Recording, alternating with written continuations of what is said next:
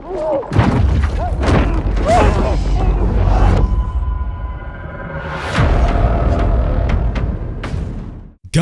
damn, look at those details in this man's face.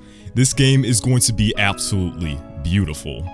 Hey, what's going on guys? My name is BloodHound and welcome to my reaction and thoughts on this new teaser trailer for Battlefield 5. Sorry this video is coming late, the teaser literally dropped in the middle of my graduation, but now that I am home, the grind can begin. As we can see, Battlefield 5 is instantly confirmed to be World War II. Unlike the Battlefield 1 trailer, which all we had to decipher from for the setting was the trench coat the soldier was wearing, this time around, the teaser gives us a lot more information. And unlike the Battlefield 1 trailer, we get an actual look in the game's HUD, at least while in game. So we have what looks to be a German soldier. You could tell this by the goggles that he is wearing on top of his big old bald head.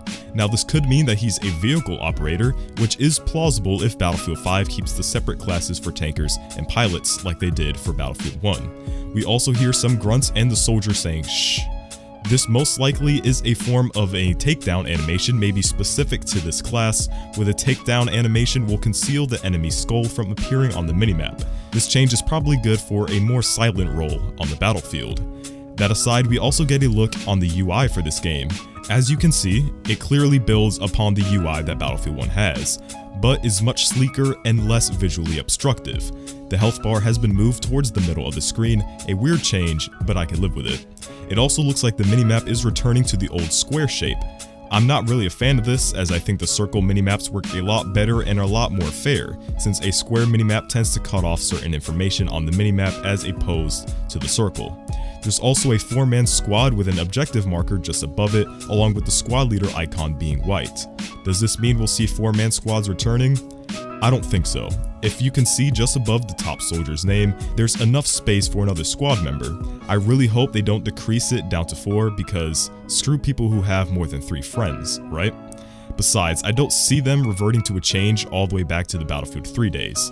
But I could be wrong. It also looks like they cleaned up the ammo and grenade counter in the lower right, and to be honest, this cleaned up UI looks very nice, although I hope it doesn't become completely invisible when the game gets too bright like with Battlefield 1. Another interesting thing to note is that classic conquest from Battlefield 4 and prior is returning. Thanks to this graphic from Battlefield Bulletin, the tickets count down to 0 instead of ticking to 1000 like in Battlefield 1. I have no idea why Battlefield 1 decided to change something that didn't need fixing, but I am glad that they learned their lesson and that they're going back to their roots.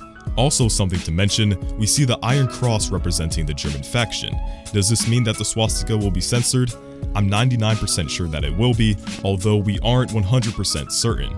But if it is, expect to see the Iron Cross in place of the swastika.